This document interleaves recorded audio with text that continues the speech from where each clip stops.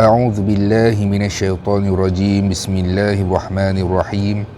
Alhamdulillahi rabbil alamin wassalatu wassalamu ala asyrafil anbiya'i wal mursalin wa ala alihi wa sahbihi ajma'in. Subhanaka la ilma lana illa ma 'allamtana innaka antal alimul hakim. Wala hawla wala quwwata illa billahil aliyyil azim. Radina billahi rabba, kami redha Allah Tuhan kami, wa bil islami dina, Islam cara hidup kami, wa bi Muhammadin nabiyyan wa rasulah, dan kami semua redha Muhammad sallallahu alaihi wasallam adalah seorang nabi dan juga rasul. Rabbi yassir wa la tu'assir fa inna taysir alayka yasir, Rabbi tamim bil khair. InsyaAllah malam ni kita akan sambung membaca kitab Adat versus Ibadat, jawapan kepada amalan kontroversi, karangan Dr. Muhammad Nizam bin Abdul Qadir. InsyaAllah malam ni kita akan membincangkan ataupun berkongsi serba sedikit tentang satu amalan, iaitu lafaz Sayyidina dalam tasyahud dan ketika selawat. Lafaz Sayyidina, apa dia lafaz Sayyidina? Contohnya Allahumma salli ala Sayyidina Muhammad. Lafaz Sayyidina, lafaz penambahan Sayyidina tu adakah boleh ataupun tidak boleh? Sebab tu saya kata karangan Dr. Muhammad Nizam bin Abdul Qadir berkaitan dengan adat versus ibadat ini lebih mencari titik persamaan, titik penyelesaian, sama ada perkara itu boleh ataupun tidak boleh, ataupun benda tu sebenarnya tak ada masalah pun untuk nak diamalkan sebab ada dalil-dalil ataupun hujah-hujah yang munasabah yang berlandaskan Al-Quran dan hadis. InsyaAllah malam ni kita akan sambung lafaz Sayyidina dalam tasyahud dan ketika selawat. Dalam kita berselawat ada macam-macam versi, macam-macam versi. Ada selawat Nuril Mubin, ada selawat Allahumma salli ala Sayyidina Muhammad, ada macam selawat Syifa, ada selawat Tarfijiyah, macam-macam selawat. Allahumma salli salatan kamilatan wa sallim salaman tamman ala Sayyidina Muhammadin alladhi tanhalul bihil uqad. Ada macam-macam versi selawat, tapi Rasulullah sallallahu alaihi wasallam memberitahu dalam sebuah hadis, baginda menerangkan lafaz selawat dengan bersabda, qalu Allahumma salli ala Muhammad wa ala ali Muhammad. Maksudnya apa? Maksudnya adalah katakanlah ya Allah, berselawatlah ke atas Muhammad dan ke atas keluarga Muhammad. Satu-satunya ibadah yang makhluk buat, dan ibadah itu Allah pun buat. Ibadah yang hamba buat tapi Allah pun buat adalah selawat ke atas Nabi. Sebab tu kita tengok maksud dia, katakanlah ya Allah, berselawatlah ke atas Muhammad dan ke atas keluarga Muhammad. Maksudnya Allah juga berselawat. Sesiapa saja yang berselawat kepada Nabi 10 kali, maka Allah Subhanahu Wa Ta'ala pun akan berselawat kepada orang yang berselawat kepada Nabi Muhammad sallallahu alaihi wasallam. Bayangkan Allah berselawat kepada kita dalam keadaan kita tak tahu dalam keadaan macam mana Allah berselawat kepada kita. Tapi Nabi kata Allah akan berselawat kepada orang yang berselawat ke atas diriku. Wujud tomahan bahawa penambahan lafaz ini bercanggah dengan amalan dalam Islam. Sebab apa? Sebab berdasarkan hadis ini. Hadis ni bagi tahu Nabi ajarkan selawat itu Allahumma salli ala Muhammad wa ala ali Muhammad. Itu saja. Tapi orang kita baca Allahumma salli ala Sayyidina Muhammad. Allahumma salli ala Sayyidina Muhammad. Ada penambahan dekat situ sayyidina. Boleh ke tak boleh? Kita dengar kita dengar. Kemuliaan kepada Nabi Muhammad sallallahu alaihi wasallam. Penambahan lafaz sayyidina bertujuan untuk memuliakan Nabi. Hal ini kerana dalam Al-Quran Allah Subhanahu wa taala memanggil Nabi dengan nama Muhammad, sebaliknya disebutkan dengan gelaran. Maksudnya dalam Al-Quran Allah tak sebut hai Muhammad, tidak.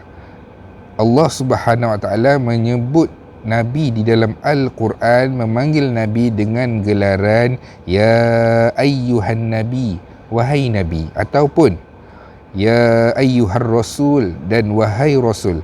Jika Allah, kita bayangkan kalau Allah sendiri pun, Allah Subhanahu wa taala memanggil kekasihnya dengan gelaran wahai Nabi, ya ayyuhan nabi, wahai Nabi, ya ayyuhar rasul, wahai Rasulku, adalah lebih mulia kita sebagai umat Nabi Muhammad sallallahu alaihi wasallam yang mengharapkan syafaat Nabi Muhammad sallallahu alaihi wasallam, memuliakan Nabi. Jika Allah sendiri pun memuliakan Nabi dengan panggilan khusus, maka sudah tentu kita juga seharusnya memuliakan Nabi dengan ungkapan yang bukan sekadar nama. Maksudnya dengan gelaran.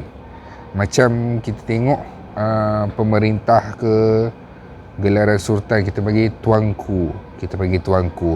Tak pun kalau dia tu adalah menteri, kita bagi yang berhormat. Sebab apa?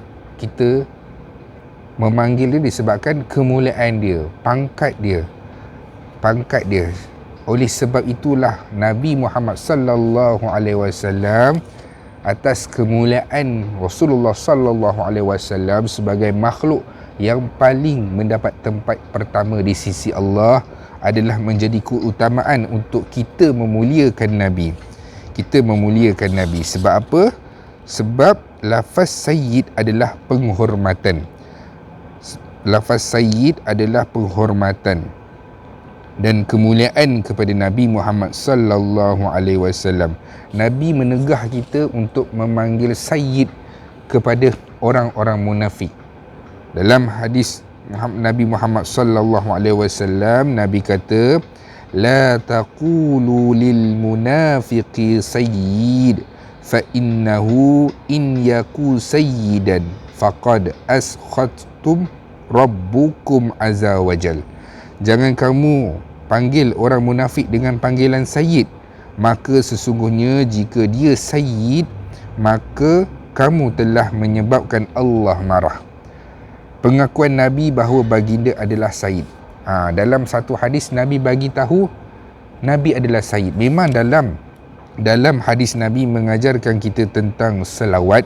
Nabi tak menggelarkan Nabi sebagai sayyid. Nabi cuma sebut Allahumma salli ala Muhammad wa ala alihi Muhammad. Nabi sebut setakat itu saja. Tapi dalam hadis lain riwayat Tirmizi, Nabi beritahu kepada kita, Nabi bersabda, ana sayyidu waladi Adam yaumal qiyamah wala fakhr. Saya adalah sayyid anak Adam pada hari kiamat dan tiada kebanggaan. Riwayat Tirmizi. Maka berdasarkan hujah ini penambahan lafaz sayyidina adalah sebagai satu perkara yang tidak menyesatkan. Sebab apa? Nabi sebut Nabi adalah sayyid. Jadi adalah tidak wajar kita memberitahu ataupun menggelarkan orang yang sebut sayyid, orang ni sesat. Bila sebut sayyid, orang ni tambah apa yang telah Nabi ajar. Kita tak boleh cakap macam tu. Sebab apa? Setiap perkara yang orang tu buat ataupun penambahan yang dilakukan itu ada hadis dia, ada hujah dia. Bukannya saja-saja tambah. Sebab apa? Nabi menggelarkan dia adalah sayyid. Bahkan amalan masyarakat bukan sekadar penambahan sayyid. Maksudnya masyarakat kita bukan sahaja menambah sayyid.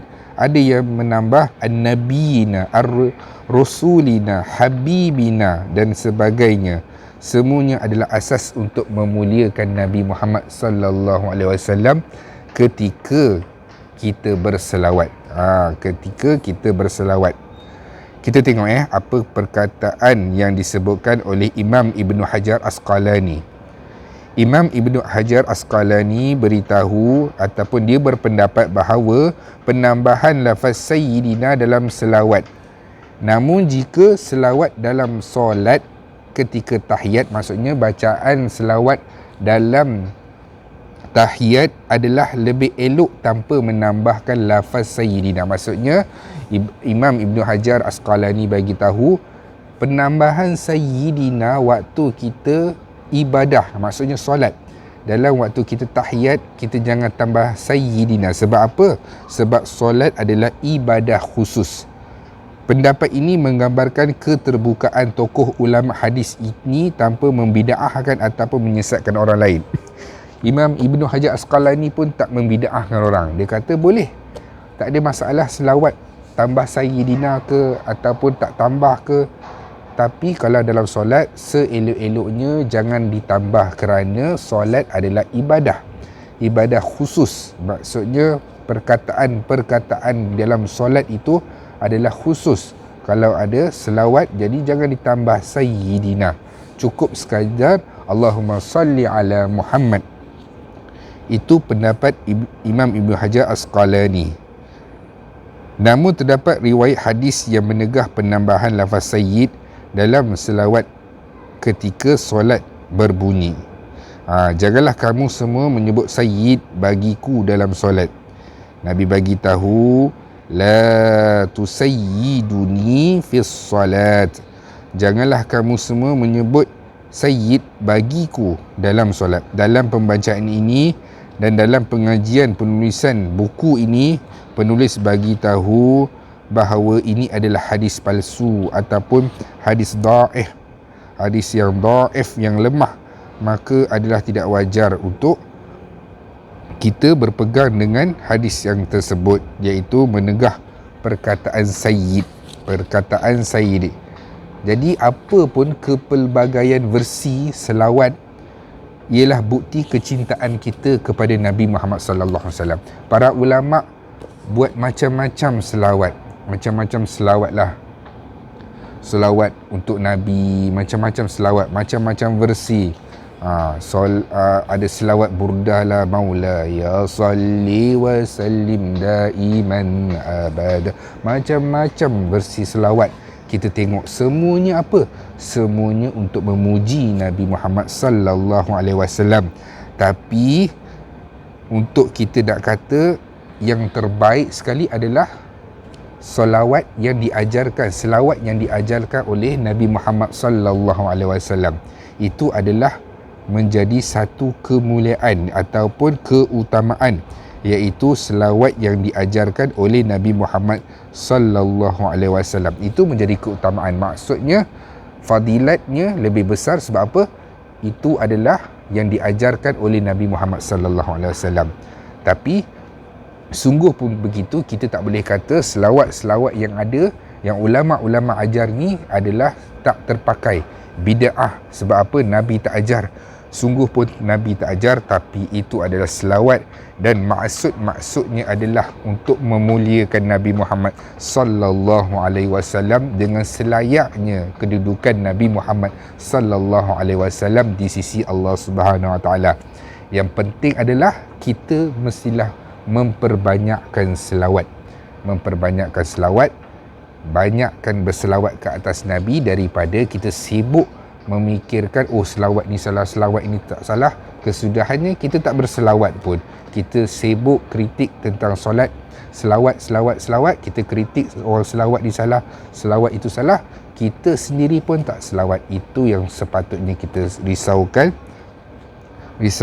Jadi sekadar itu dulu. Yang baik datang daripada Allah, yang lemah adalah kelemahan saya sendiri. Assalamualaikum warahmatullahi wabarakatuh.